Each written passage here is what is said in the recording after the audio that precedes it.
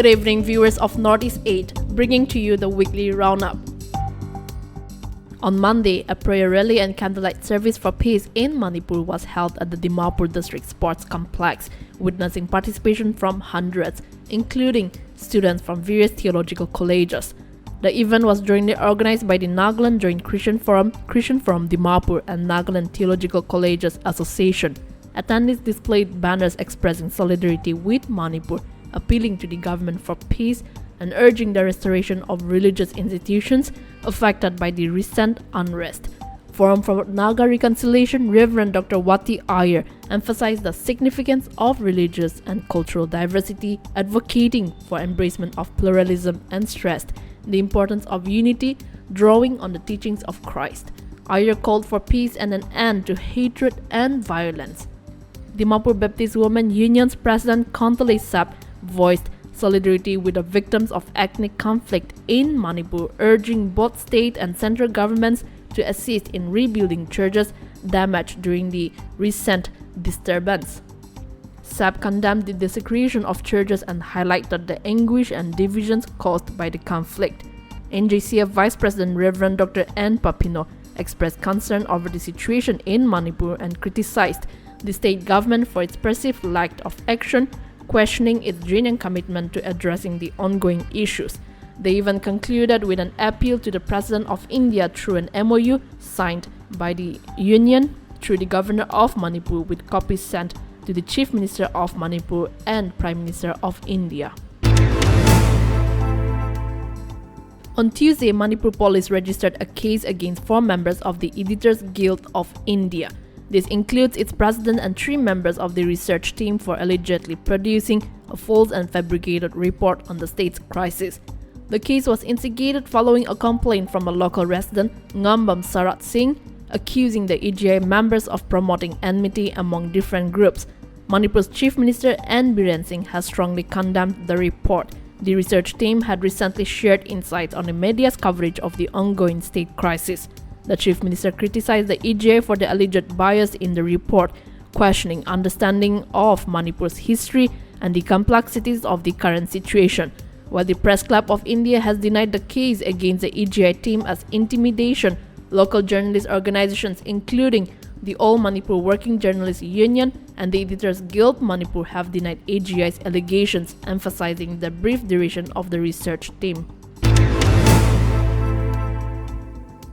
On Wednesday, joining the rest of the nation in celebrating the occasion of Teachers' Day, Dr. Kekrelhulia Hyome, advisor to the School Education Department and SCRT Government of Nagaland, made an announcement at the state-level Teachers' Day event held at the NBCC Convention Hall.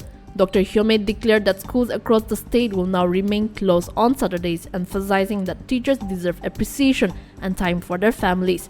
Highlighting holistic development, he mentioned that the children too require time outside the classroom.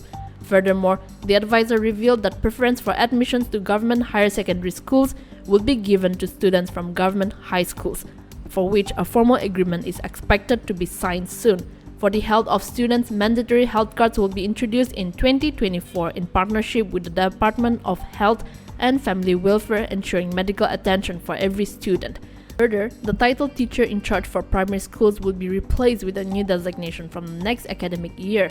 Also, a common teachers training is in the works to streamline the training process. On the sports front, both private and government schools would participate in a scheduled sports week. The sports mates, ranging from district to all Nagaland levels, aim to identify and nurture sporting talents. Collaborative efforts are underway with the Nagaland Olympic Association and the Department of Youth Resource and Sports. At the national level, a confusing development emerged as the Rashtrapati Bhavan sent out invitations for a G20 dinner using the title President of Bharat instead of President of India. The move has stirred controversy and ignited discussions regarding a potential name change for the nation. A booklet for G20 delegates titled Bharat, the Mother of Democracy, emphasized that Bharat is the official name mentioned in the constitution. With the Parliament's 5-day special mission commencing on September 18 and no specific agenda set, this move further fueled speculations about potential discussions on renaming the country. The potential name change if at all, might be an expensive proposition estimated at over rupees 14,000 crore. Many political leaders, including West Bengal Chief Minister Mamata Banerjee and Delhi Chief Minister Arvind Kejriwal, have voiced their opinions on the matter. The Supreme Court in 2016 had declared citizens could use India or Bharat interchangeably. On Thursday, Dimapur civil society organizations spearheaded by the Naga Council Dimapur are calling with renewed vigor for the initiation of crucial infrastructural projects in the district. In a comprehensive meeting, the CSOs representing 85 diverse organizations resolved to push for pivotal infrastructural developments. Key demands from the CSOs include reconstruction of the National 29 bypass, a new road leading to the recently inaugurated Naga Cemetery, and a flyover connecting Plaza Point to the existing railway bridge. There's also a pressing call for the completion of the long-delayed multidisciplinary sports complex, and a plea for the reconsideration of the Nagaland Liquor Total Prohibition Act of 1989, specifically in the Dimapur region. Another significant development also includes the formation of Dimapur Public Grievances and Welfare Committee to address the city's concerns and promote development. This committee will further champion the NCD's motto of One Tax, One Government. On Friday, the results for the bypolls to 7 assembly seats in 6 states were declared. The 7 seats Bageshwar in Uttarakhand, Ghosi in Uttar Pradesh, Puttupalli in Kerala, Dhubguri in West Bengal, Damri in Jharkhand, and Boksanagar and Dangpur in Tripura went to poll on September 5. The recently concluded bypoll election were the first for India's alliance since formation of the opposition bloc of 28 parties formed to take on BJP in Lok Sabha election next year. The opposition alliance won in the states of Uttar Pradesh, Kerala, West Bengal, and Jharkhand, while BJP retained its seats in the state of Uttarakhand and Tripura. As the debate over the Nagaland Liquor Total Prohibition Act intensifies, Labour, Employment and Skill Development and Access Advisor Muatoshi Longkumer said alcohol consumption was a personal choice that could not be dictated by any government order. Interacting with the media on the sidelines of laying of foundation stone for Nemkir Sakus Institute and Hospital at Sakus Mission College, he remarked that an individual would inevitably find a way to consume alcohol, hence, he called for a more personal approach to deal with the situation.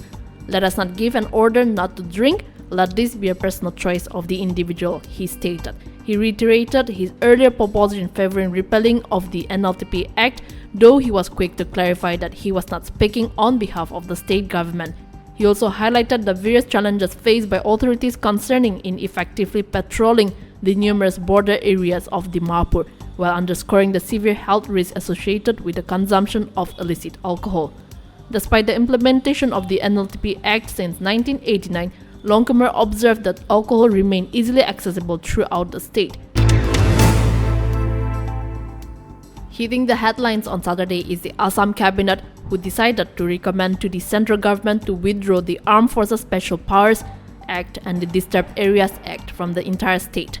The decision was taken during a cabinet meeting chaired by Chief Minister Himanta Biswa Sarma, speaking to the reporters after the meeting. Sarma said AFSPA and the Disturbed Areas Act have been in effect in Assam since 1990. Today, after reaching a decision, we are officially moving toward our aim to withdraw both acts completely as per our commitment, said the Chief Minister. Earlier on Monday, Assam Chief Minister Himanta Sarma met Home Minister Amit Shah at his residence in Delhi to discuss the roadmap for the complete withdrawal of the Armed Forces Special Powers Act from the state. It is also to be mentioned that Sarma had previously announced the repeal of the AFSPA from the entire state in his Independence Day speech on August 15.